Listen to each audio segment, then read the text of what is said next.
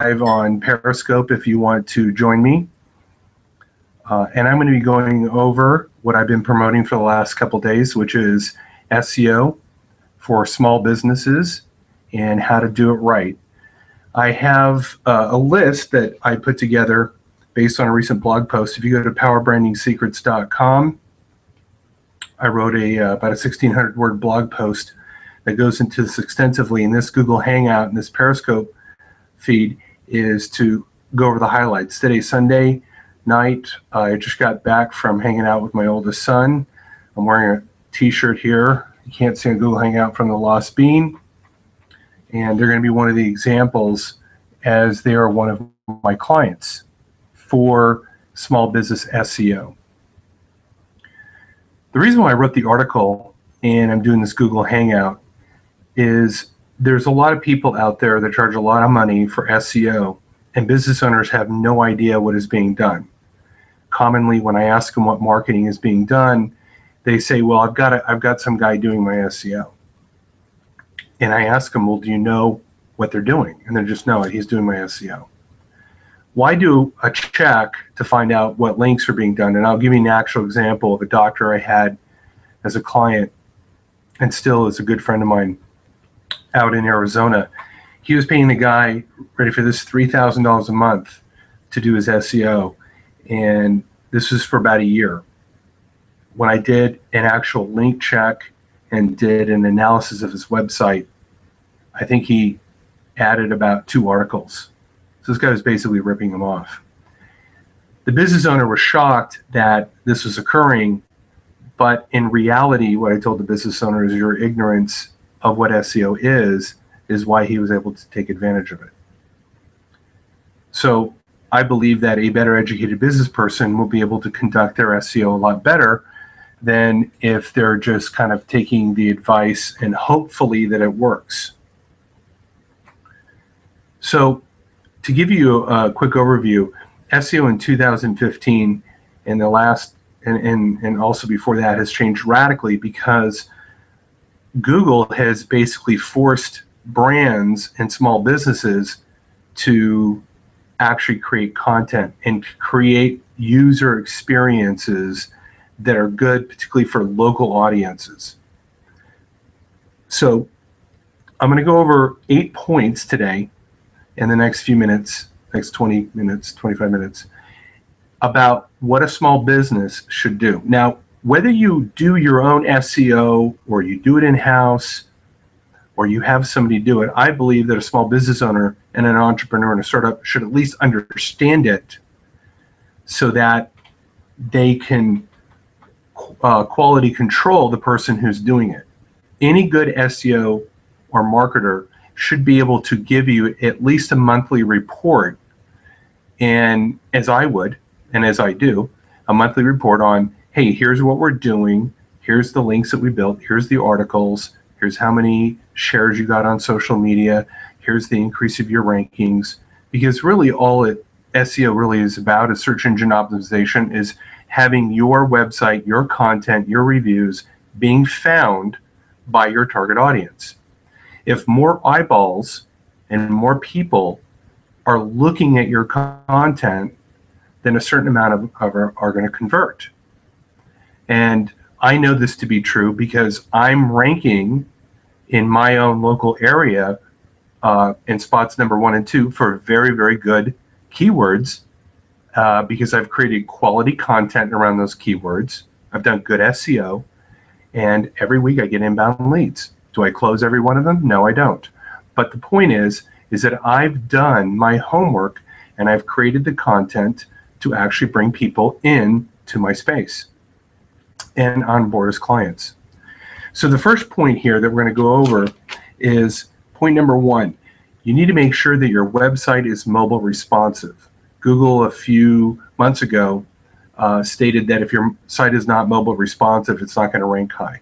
If you already have a website and you already have someone that is handling it for you, your webmaster or your internet designer or your nephew or a professional company, they could easily fix getting your site to become mobile.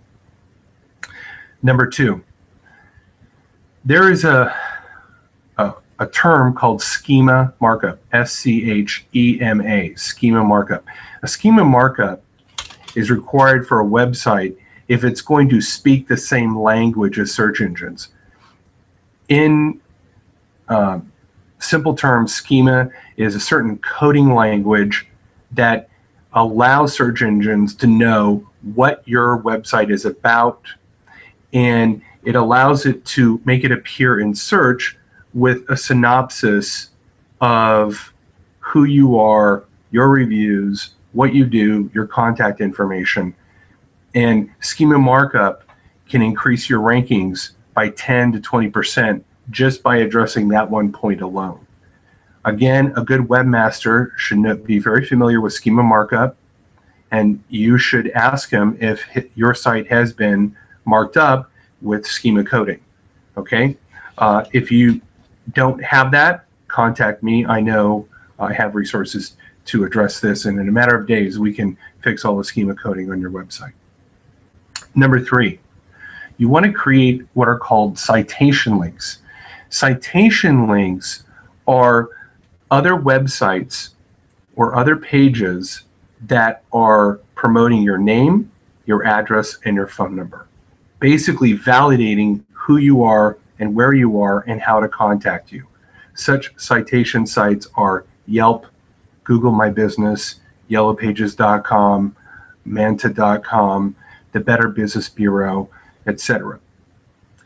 What this does for search engines is when there's other websites validating who you are and what your your name, your address, and phone number, the more of that validation you have going back to your website, then Google, Bing, and the other search engines know that that is definitely you and not somebody else. So I'm going to make this very easy. You could have, and you should have, 100 to 150 or so. Any small business should have that many citation links. Now, to do it all yourself and make sure all the data is straight is a lot of work, but I'm going to make it easy for you. If you go to a website, a company called whitespark.ca, the CA is for Canada, whitespark.ca. If you go to their website, they will not only do the more popular citation links, but they'll even build citation links that are specific to your niche, your industry, and your specific city and area. These are highly valuable, and the more citation links that you build to your website, you will rank higher because you're validating yourself as a local business. Again, don't worry about doing this yourself unless you want to save some money, because Whitespark will charge you probably, I don't know, $400, $500, $600. But it's a one-time deal. When the links are built, it's a done deal. And I'm going to tell you right now, it's very, very much worth the expense. Number 4, online reviews. Whether the online reviews are on your website, which I highly recommend that you curate, you collect all the positive reviews from Yelp, Google, and you have what is called a rave reviews page or our best reviews page. You should have a page that collects and promotes all the reviews that you've gotten and collected from anywhere. But believe it or not, the more reviews that you get, not only do you rank higher in their search results like Yelp or Google, but Google and the search engines know when you're getting good reviews on other sites. Their algorithms, their computers know that not only do you have these citation links, but there's a lot of reviews on these citation links. So when you've got lots of citation links and lots of reviews from these citation links, that will boost your SEO value on your website. So one of the ways that I have found to be very effective in boosting your reviews, because believe me, a lot of businesses, they beg, they think they have to fake reviews, and that's not a good idea to ask for fake reviews. I know people do it, and I don't know what to say about it, but you want your genuine clients and your friends and your cooperative businesses to leave good reviews and good word of mouth for you. So there is a company called Limelight Spark, Limelight, lime like the fruit, limelightspark.com. And what they have is a software protocol that will actually help instigate and collect your best reviews from your actual clients while they're there. Now, I'm going to give you an example of how powerful reviews are. Number one, I've got about 17 reviews on my own Yelp page, and I probably get a call or 2 or 3 a month just from my Yelp page. My wife has a life coaching business with about similar amount of reviews. We get 1 to 2 phone calls per week just from the Yelp page. Now, we also collect those reviews and we put them on our website. And so when people go, well, what have you done for others? We can send them the reviews. And believe me, this is very impressive when they see other people saying good things about you. I have many clients, and I have a client in Tustin that does custom shutters. She's got about 70 reviews. You ready for this? We did an income analysis. We broke down where all our clients came from. She made over $750,000 just from her Yelp page, from people who found her on Yelp. Now, that is not only serious money, that represented 33% of her sales. The Lost Bean has over 400 reviews. When I asked the owner, Bodie, I said, where do you get most of your clients? He says, well, word of mouth is number one. But he goes, without doubt, number two is all the people that find me on Yelp. Good reviews is marketing gold. And when you become proactive in curating authentic, real reviews, and they are good reviews, you're going to see an improvement not only in the business that you get from those pages, but you're going to see a boost in your overall SEO for your small business website.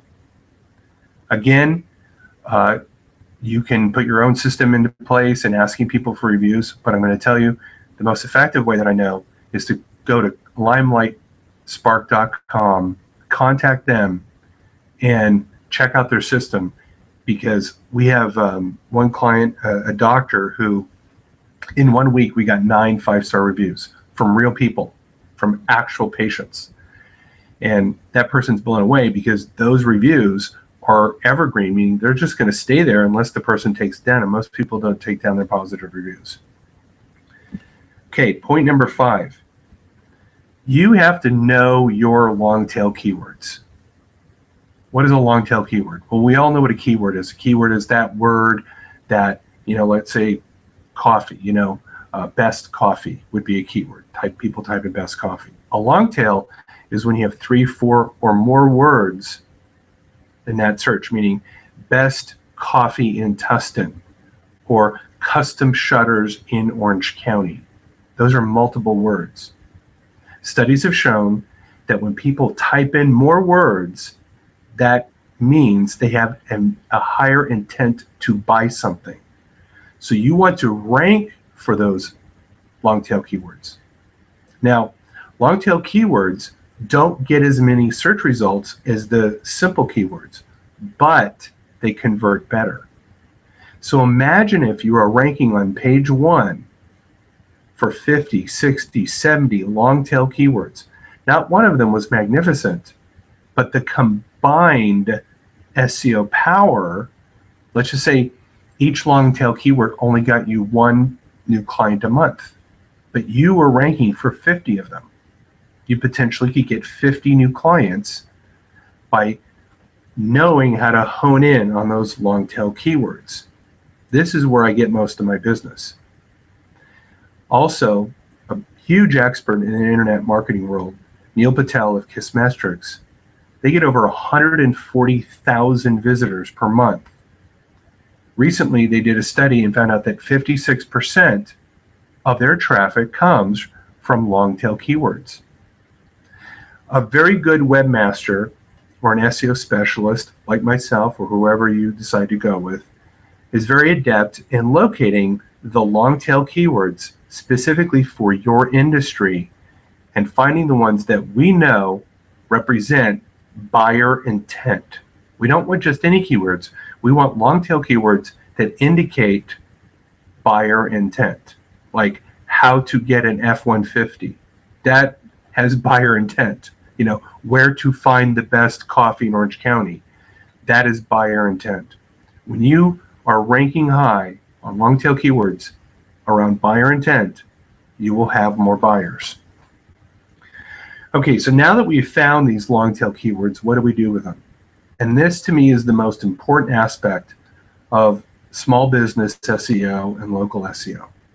Knowing your keywords, you can't just stuff them in your website. You've got to create unique content. So the strategy that I implement with all of my clients is, now that we've mapped these long tail keywords, we're going to surround those keywords with content like blog posts, videos, podcasts, etc. There's over 50 types of content that we can create. You can go to my website, edwindearborn.com, and I list out all the different types of content that can be created. But we just surround those long tail keywords with really good content.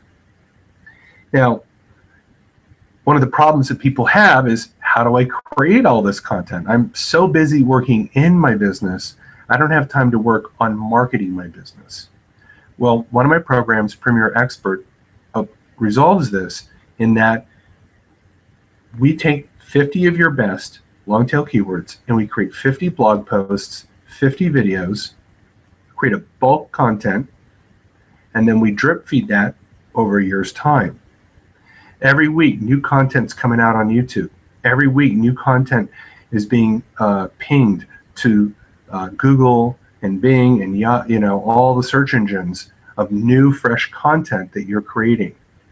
When you distribute that type of content, as well as distribute in other matters, which I'll go into, believe me, it's going to have very powerful SEO value. And most of the content that I am ranking for on long tail keywords are blog posts, videos, guest blog posts, etc.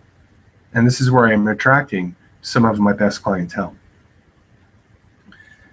Okay, so now that we've created this content, let's say we've created 50 blog posts, we've created 50 videos, really good content, informative, has awesome data, it's done all the SEO power that we can for it. How do we get people to see it? Well, the number one way that people are going to see it is a natural search, or what we call organic search. And that's really what SEO is about. SEO is about creating content that will rank high. So you're going to get some eyeballs on your content by just doing the good SEO on, around these long tail keywords, making sure your website's got all these links, and you're creating really awesome content, awesome content is the branding differentiator for really, really good small business SEO. So, but we can't just rely on that. We've got to become more proactive in that. So I'm going to tell you the most powerful ways of distribution. Without question, number one is email. That's right, email. If you go to my blog post, I include multiple statistics and findings that email outshines social media by far. This is why collecting emails from your potential customers, from your website visitors, from your past clientele is absolutely vital. Absolutely vital. Email is my most powerful form of communication to my audience. I now have built up about 3,400 email addresses. I've collected them from past clients, from people that have visited my website, from social media engagement, from meeting people in person and asking for their email and their business card. And I've built up this list, and I distribute my content every week, my blog posts, my videos, and these get reshared. These get requests for bids. These I get referrals from it. I read your article. I don't need that service, but I know somebody who does. This is real life power. So the reason why I go over this a lot is because most small businesses have not leveraged email marketing. They think, okay, I've got a website and people are just going to find it. But in actual fact, you've got to add content to your website, and then you've got to drive people to that content. And the most singular, most powerful way to do that is email. And email is so cheap. I mean, you sign up for a service, maybe it's $100 a month. If you've got a really, really large list, you've got to put some time, effort putting the email together. But I'm telling you, in terms of the return on investment, email absolutely rocks. Okay, so now you've sent it on email. Well, now social media. You want to put it out on social media. Now, for most small businesses, social media is a conundrum. It's frustrating, it's time consuming, it's a waste of their time, and I absolutely agree, unless you do it right. So here's the best way I can tell you to do SEO or social media for SEO purposes is find the 1 or 2 social channels that you can master and just stick on those. Like the shutters company that I'm working with. You know, they had Twitter, they had Facebook, they were on LinkedIn, they're on this, and it just got overwhelming. And I don't know what to do. I said, look, your audience are older women between 30 and 50. That's who's really buying these upscale shutters. And I said, they're on Pinterest. It's 80% women, right? The minute we concentrated their efforts, their followers grew, they started creating content, and lo and behold, I'm not saying this is what caused it, but when we started focusing their social media efforts on one thing, they had their highest ever month. So we took the dispersal off. So you got to really look at your audience and go, where do I need to be? If you're in B2B, be on LinkedIn and master that. There's so many good people out there that have got books and courses on how to do LinkedIn or Quora. Answer questions about B2B concerns in your circle. If you're trying to go after women, here's your market, you're a hairdresser, I would do Instagram. I would do Pinterest. You see, if you're a high-tech company, I definitely would be on Twitter. So I'm not going to sit there and say there's one right channel.